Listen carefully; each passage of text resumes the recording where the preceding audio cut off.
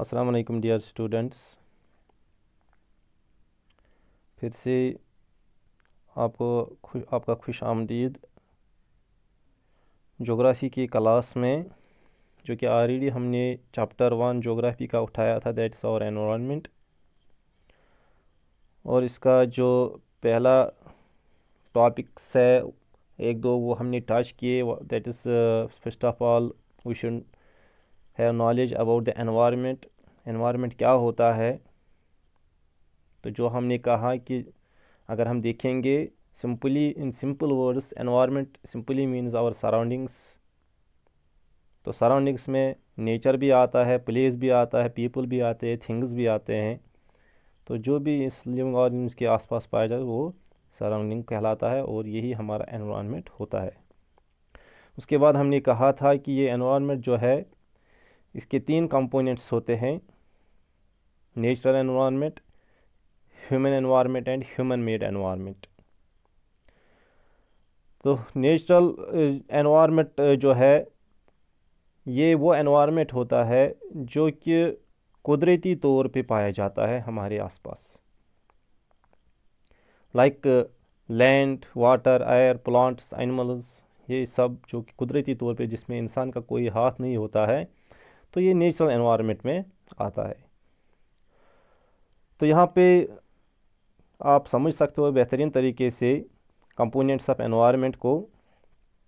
तो this is a natural environment. इसमें water, that is hydrosphere; air, that is atmosphere; land, that is lithosphere; and biosphere, that is all living things. तो this is natural environment. Number 2, that is human made environment. Human made environment, जो कि हमने already कहा, ऐसा environment होता है जो कि इंसान बनाता है। लेकिन इंसान खुद कोई चीज़ नहीं बनाता है, वो इसी नेचुरल एनवायरनमेंट को थोड़ा सा मॉडिफिकेशन करता है, जो कि नेचुरल एनवायरनमेंट में ऑलरेडी प्रेजेंट होता है। उसी की थोड़ी मॉडिफिकेशन होती है, जो कि ह्यूमन मेड एनवायरनमेंट कहलाता है। Like buildings, parks, bridges, roads, monuments and industries. These all come under the category of human made environment. इस तरह थर्ड हमने पढ़ा था, यहाँ पे थोड़ा रिमाइंड में कर रहा हूँ तेज़। तो थर्ड हमने कहा था ह्यूमन एनवायरनमेंट। तो ह्यूमन एनवायरनमेंट क्या होता है? इंसान का जो अपना एनवायरनमेंट एक है, दैट इज़ इंडिविजुअल पर्सन, या फैमिली जो होती है, कम्युनिटी जो होती है, रिलीजन्स होते हैं, एजुकेशनल इंस्टीट्यूशंस जो होते हैं, इकोनॉमिक ये आता है इसमें, और पॉलिटिकल सिचुएशन जो होती है किसी इलाके, किसी कंट्री की, ये आता है ह्यूमन एनवायरनमेंट में। तो हमने ऑलरेडी इसके बारे में बताया था। उसके बाद जो नेचुरल एनवायरनमेंट है, तो उसमें हमने कहा था नेचुरल एनवायरनमेंट जो है, ये throughout the world uniform नहीं होता है। It varies from place to place. अगर हम एग्ज़ाम्पल लेंगे इंडिया की, तो आप देखो कितनी वेरिएशन है, कितनी वेराइटीज़ है कंडीशंस में in different parts of India. तो फॉर एग्ज़ाम्पल जो हमारा जम्मू एंड कश्मीर स्टेट जो है, या हिमाचल प्रदेश या और जो ईस्टर्न स्टेट्स है, ये खासकर यहाँ पे माउंटेन टाइप ऑफ एनवायरनमेंट पाया जाता है। और ये अलग है उस एनवायरनमेंट से जो कि राजस्थान स्टेट में पाया जाता है, that is desert state of India, जहाँ पे थार डेजर्ट पाया जाता है। वहाँ का एनवायरनमेंट से काफ़ी डिफरेंट है ये। इस तरह जो डेल्टिक सुंदरबंस डेल्टा है उससे अलग है, या कोस्टल एरियाज़ का एनवायरनमेंट है वो अलग है। तो सिंपली ये जो एनवायरनमेंट है ये uniform through out the world नहीं होता है, ऑल ओवर ये यूनिफॉर्म नहीं होता है। It varies from place to place. इस तरह अगर आप अपने स्टेट की एग्जांपल लोगे, जम्मू एंड कश्मीर की, जम्मू कश्मीर या लद्दाख, डिफरेंट एनवायरमेंटल कंडीशंस पाए जाते हैं अलग अलग खितों में। तो रिलीफ फीचर्स में डिफरेंस होती है, क्लाइमेट में डिफरेंस होती है, वेजिटेशन में डिफरेंस होती है, वाइल्ड लाइफ में डिफरेंस होती है, पीपल के रहन सहन में डिफरेंस होती है, रिलीजन में डिफरेंस होती है, लैंग्वेज में डिफरेंस होती है। फूड हैबिट्स में डिफरेंस होती है, इकोनॉमिक एक्टिविटीज़ में डिफरेंस होती है। और ये जो नेचुरल एनवायरनमेंट, जो हमने फिर कहा कि नेचुरल एनवायरनमेंट जो है, जो हमने कहा कि इसको हम ब्रॉडली डिवाइड करते हैं 4 स्फीयर्स में, दैट इज़ लिथोस्फीयर,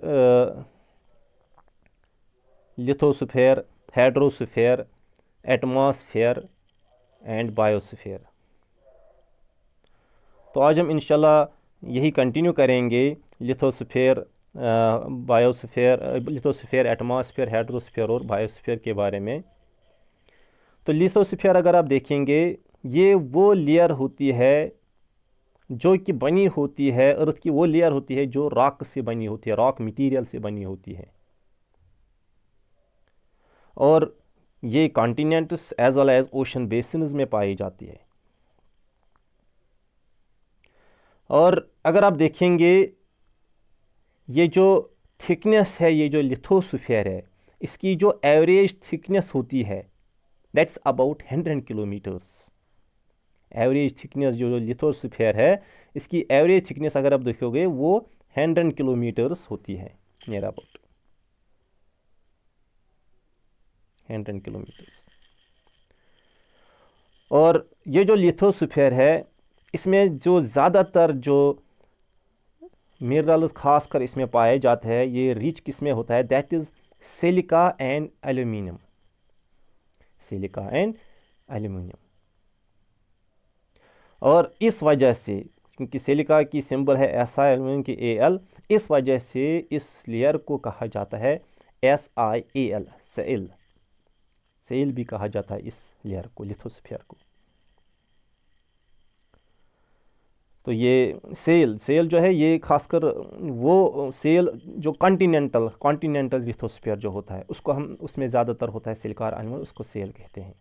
और अब जो ये ओशनिक बेसिन्स में पाए जाते हैं लिथोस्फीयर, उसमें सिलिका और मैग्नीशियम ज़्यादा पाया जाता है, SiMa, इसलिए उसको सीमा भी कहते हैं हम।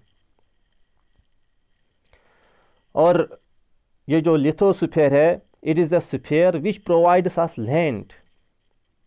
ये लैंड हमें देता, प्रोवाइड करता है, जिस पे हम रहते हैं, जिस पे हम अपनी खेती बाड़ी करते हैं, अपने क्रॉप्स उगाते हैं।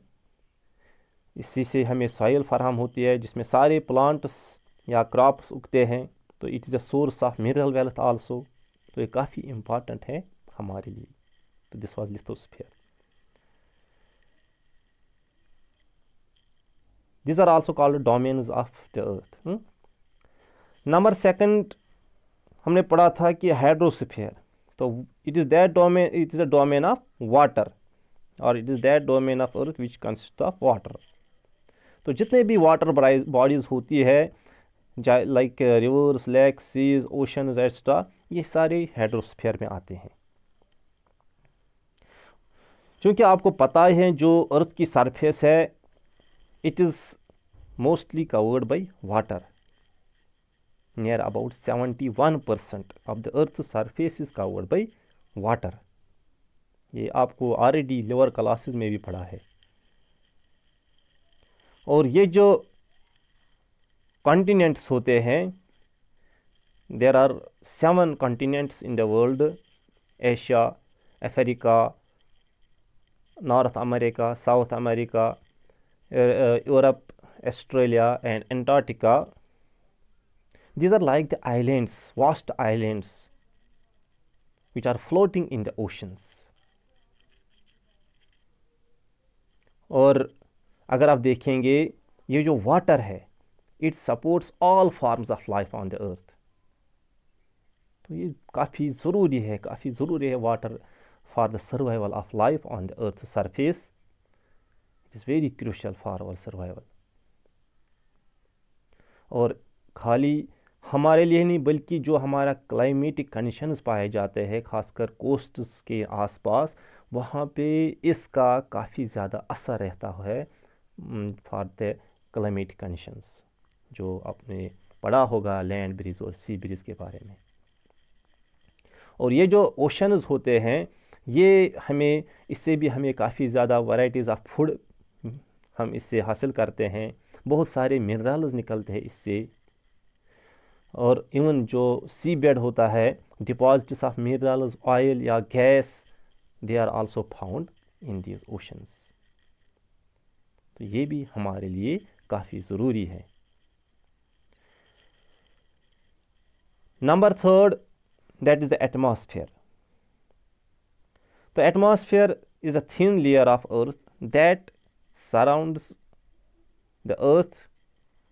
ये वो thin layer होती है जिसको हम कहते हैं blanket of air भी, blanket of air. तो thin layer of air that surrounds our earth. तो यहाँ पे सबसे पहली खुसूसियत क्या है इस एटमॉस्फेयर की? It protects us from the harmful rays, खासकर जो अल्ट्रावायलेट रेज, उससे हमें बचाता है। जो कि ओजोन लेयर पाया जाता है स्ट्रेटोस्फीयर में, स्कॉचिंग हीट ऑफ द सन से हमें बचाता है। अब ये जो एटमॉस्फेयर जो है, इसमें बहुत सारे गैसेस पाए जाते हैं, जैसे मिक्सचर ऑफ गैसेस, और उनकी जो परसेंटेज है वो डिफरेंट है। और सबसे हाईएस्ट जो नाइट्रोजन 71%, 78%, ऑक्सीजन 21% और अदर गैसेस जो है दैट इज़ 1% पाए जाते हैं। और इसी एटमॉस्फेयर में जो ऑक्सीजन पाया जाता है, जिसके बिना हम जिंदा नहीं रह सकते हैं। Number 4 is biosphere. The biosphere is the narrow zone of the earth where land, water and air interact, or lithosphere, hydrosphere and atmosphere interact with each other to support life.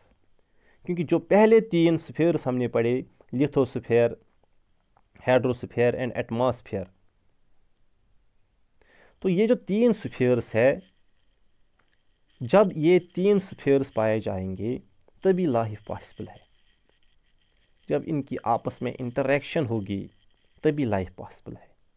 Without land we can not survive, without air we can not survive, without water we can not survive on the earth. तो it's a narrow sphere और narrow zone of the earth which contains life. और अगर आप देखेंगे जो most of the living organism होते हैं, चाहे वो प्लांट्स हो या एनिमल्स जो कि अर्थ पे पाए जाते हैं, they are mostly found on और near the surface of land और वाटर सराउंडेड बाई एयर। ज़्यादातर मतलब पहले से हिस्ट्री में आपने पढ़ा होगा, जो सिविलाइजेशन पहले पाई गई वो वाटर बॉडीज़ के इर्द गिर्द। तो वाटर भी अवेलेबल था, लैंड भी वहाँ अवेलेबल, तो एटमॉस्फेयर ऑलरेडी प्रेजेंट है। और ये जो हमारी अर्थ है, it possesses diversification process which has given rise to different species. तो बहुत किस्म की स्पीशीज़ यहाँ पे पाई जाती है।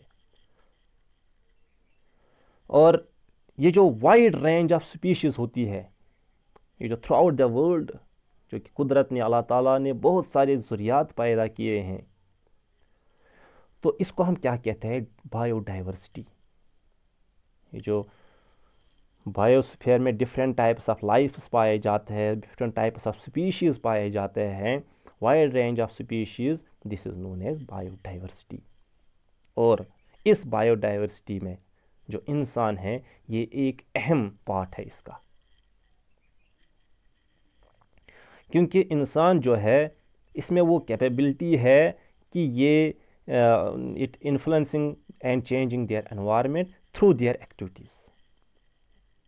इंसान ही एक ऐसा मतलब लाइफ, एक ऐसी यहाँ पे इस दुनिया में पैदा की है अल्लाह ताला ने, ऐसी किस्म की जो ज़ुरियात इंसान कि ये अपने एनवायरनमेंट को मोल्ड कर सकता है, इसकी वो कैपेबिलिटी है, इन्फ्लुएंस कर सकता, इसको चेंज कर सकता है थ्रू देयर एक्टिविटीज़।